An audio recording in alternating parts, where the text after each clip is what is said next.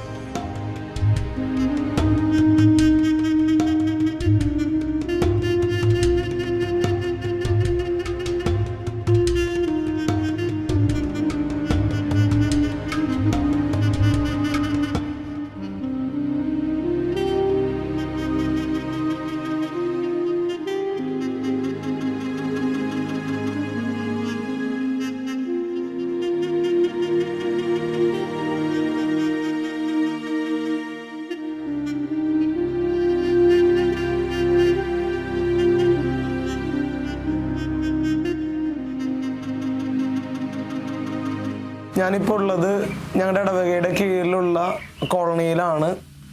ഈ ഒരു ഇടവക ജനത്തിൻ്റെ പ്രത്യേകത എന്ന് വെച്ച് കഴിഞ്ഞാൽ 20 വർഷം മുമ്പ് കത്തോലിക്ക വിശ്വാസം സ്വീകരിച്ചവരാണ്.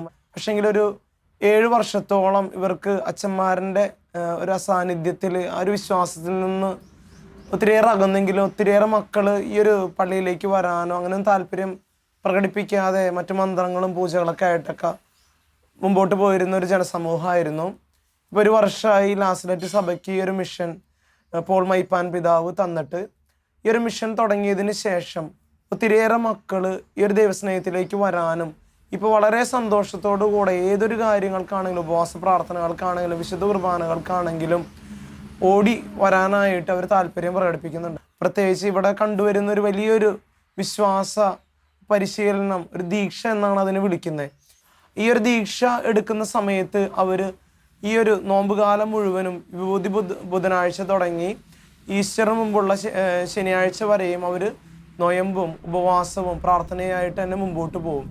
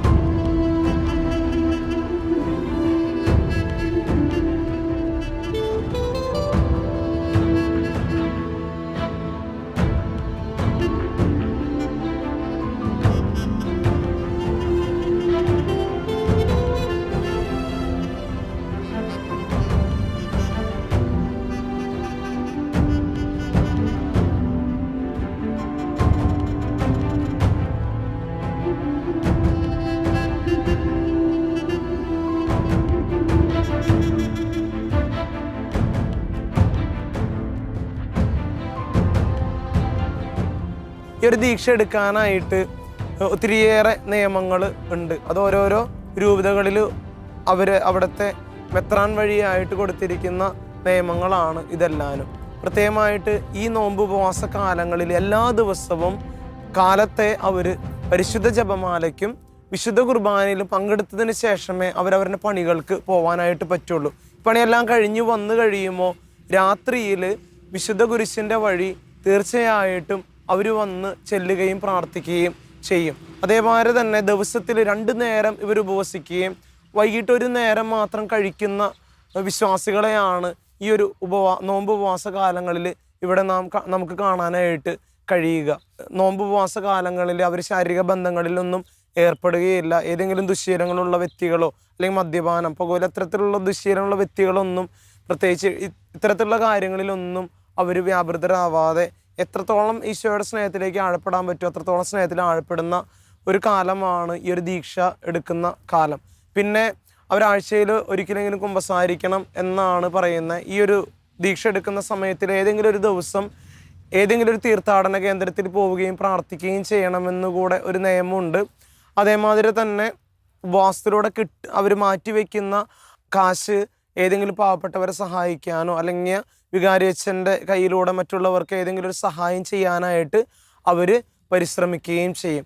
പിന്നെ എല്ലാ ദിവസവും വചനം വായിക്കാനും വചനം പഠിക്കാനായിട്ടെങ്കിലും കുറച്ച് സമയം മാറ്റി വെക്കണം എന്നാണ് ഇതിൻ്റെ ഒരു നിയമം. പ്രത്യേകിച്ച് വിഭൂതി ബുധനാഴ്ച പ്രാർത്ഥനയെല്ലാം കഴിഞ്ഞ് വിശുദ്ധ ബലിയർപ്പണം എല്ലാം കഴിഞ്ഞ് കഴിയുമ്പോൾ ഇവർക്ക് പ്രത്യേകമായിട്ടൊരു പ്രാർത്ഥന ഉണ്ടാവും. ഈ ഒരു പ്രാർത്ഥന കഴിഞ്ഞ് കഴിയുമ്പോൾ ആശീർവദിച്ച ഒരു ജപമാല ഇവർക്ക് ഇട്ടുകൊടുത്തിട്ട് അവർ ധരിക്കുന്ന വസ്ത്രങ്ങൾ വെള്ള കളറോ അല്ലെങ്കിൽ വയലറ്റ് കളറിലുള്ള വസ്ത്രങ്ങളായിരിക്കും ഇവർ ഈ ഒരു നോമ്പ് ഉപവാസ കാലങ്ങളിൽ ധരിക്കുക. ഈ ഒരു വസ്ത്രം ധരിച്ചിട്ടായിരിക്കും അവർ പള്ളിയിലേക്ക് വരുന്നത്, പ്രാർത്ഥിക്കാനായിട്ട് വരുന്നത്, അല്ലെങ്കിൽ ഇവൻ പണിയെടുക്കുന്ന സ്ഥലങ്ങളിൽ പോലും ഈ ഒരു വസ്ത്രവുമായിട്ടായിരിക്കും പോകുന്നത്. ദൈവത്തിന് സാക്ഷി നൽകുന്ന ഒരു ദൈവത്തിൻ്റെ സ്നേഹത്തിലേക്ക് കൂടുതലായിട്ട് അടുക്കുന്ന ഒരു കാലമായിട്ടാണ് ഈ ഒരു നോമ്പ് ఉపవాస కాలത്ത് അവർ ചെയ്യുന്നത്. 12వ స్థలం.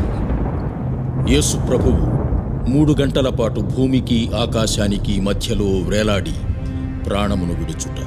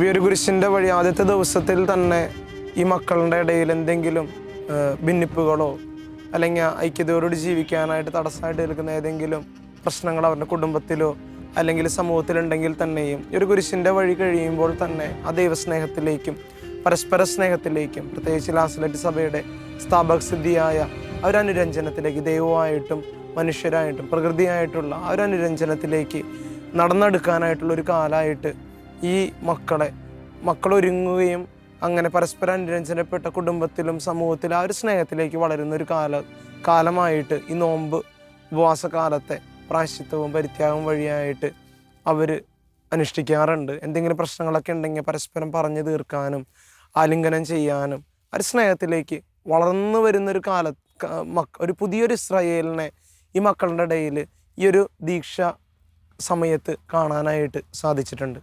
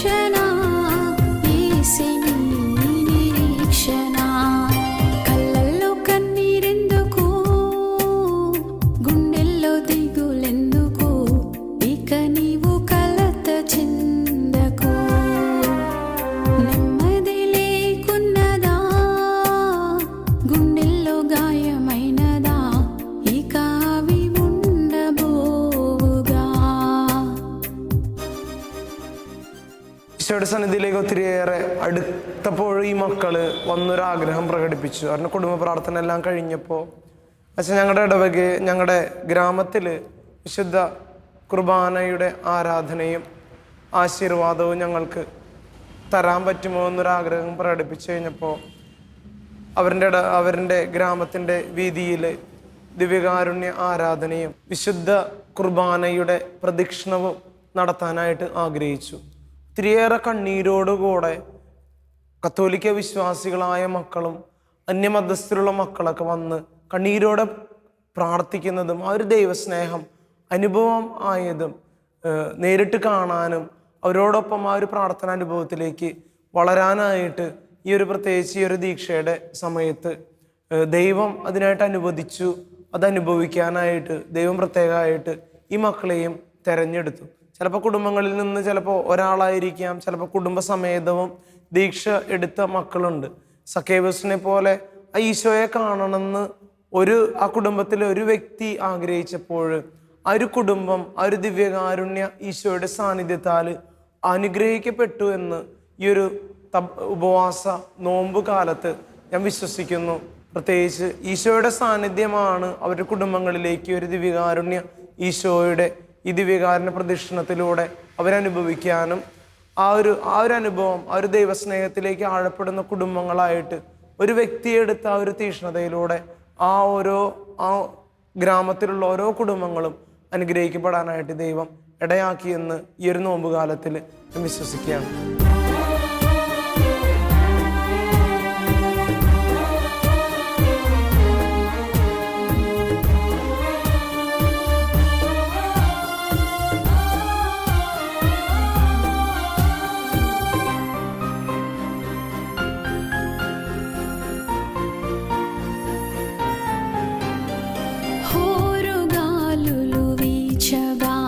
తూఫాన్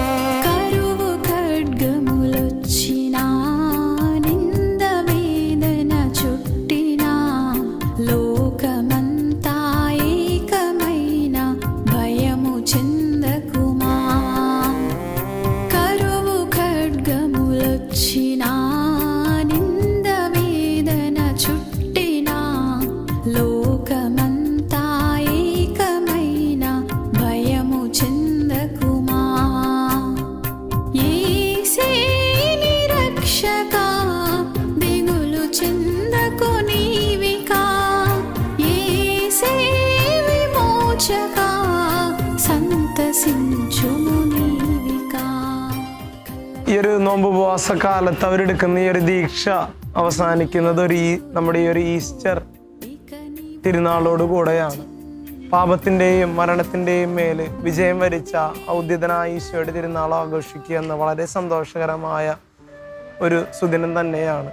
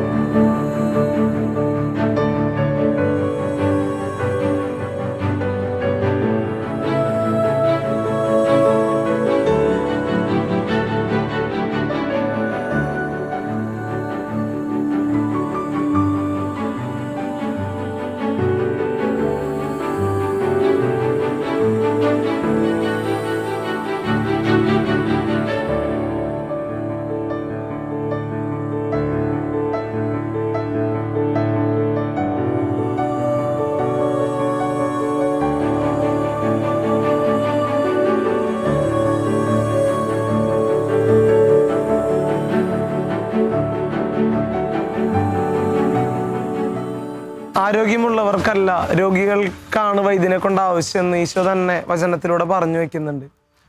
ഒരു ഈശോയുടെ സാന്നിധ്യത്തിനും നമ്മുടെ ഈ ഒരു കത്തോലിക്ക വിശ്വാസത്തിനും മാത്രമേ ഇവിടെയുള്ള ഈ കുടുംബങ്ങളിൽ ഒരു ശരിയായൊരു സന്തോഷം ഈ ഒരു നോമ്പ് കാലത്ത് അനുഭവിക്കാനായിട്ട് പറ്റി. കാരണം അപ്പച്ചന്മാരും അമ്മച്ചിമാരൊക്കെ പറയുണ്ടായിരുന്നു, ഒത്തിരി നാളായിട്ട് ഈ ഒരു കുടുംബജീവിതം ജീവിക്കുന്നു, കുടിച്ചും അവർക്കിഷ്ടമുള്ള രീതിയിലൊക്കെ ജീവിച്ചും അപ്പച്ചന്മാരും അമ്മച്ചിമാരാണെങ്കിലും ശരിയായൊരു സന്തോഷം അനുഭവിച്ചിട്ടില്ല.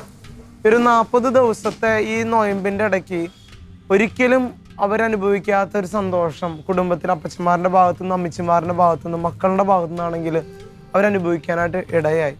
അപ്പം അതുകൊണ്ട് നമ്മുടെ ജീവിക്കുന്ന ദൈവത്തിന് മാത്രമേ കുടുംബത്തിലാണെങ്കിലും സമൂഹത്തിലാണെങ്കിലും സ്ഥായിയായ ഒരു മാറ്റം കൊണ്ടുവരാനായിട്ട് പറ്റുള്ളൂ. ആ ഒരു ഉദ്ധിതൻ്റെ മരണത്തെയും പാപത്തെയും ജയിച്ച ഈശോ നൽകിയ ആ ഒരു സന്തോഷം ഇന്ന് കുടുംബത്തിൽ അവരെല്ലാവരും അനുഭവിച്ചറിയുന്നു. ഈ ഒരു സന്തോഷം അവരുടെ ജീവിതാവസാനം വരെ ഉണ്ടാവട്ടെ എന്ന് പ്രാർത്ഥിക്കുകയും ആശംസിക്കുകയും, പിന്നെ നമ്മുടെ എല്ലാവരുടെയും ഈ ഒരു സാന്നിധ്യം, ഈ മിഷൻ പ്രദേശത്തുള്ള ഒരു സാന്നിധ്യം മാത്രമേ ഈശോ അറിയാത്ത മക്കളിലേക്ക് ഈശോയെ കൊടുക്കാനായിട്ട് സാധിക്കുള്ളൂ. അതിനായിട്ട് തുടർന്ന് ഞങ്ങൾക്ക് വേണ്ടി, മിഷണറിമാർക്ക് വേണ്ടി പ്രാർത്ഥിക്കണമെന്ന് അപേക്ഷിക്കുന്നു. ഇനിയും തുടർന്നു ആ ഈശോയുടെ സ്നേഹം അനുഭവിക്കുന്ന മക്കളായിട്ട് ഒത്തിരിയേറെ മക്കൾ ഈ ഒരു ദേവാലയത്തിലേക്ക് കടന്നു വരാൻ വേണ്ടി പ്രാർത്ഥിക്കുകയും ചെയ്യും.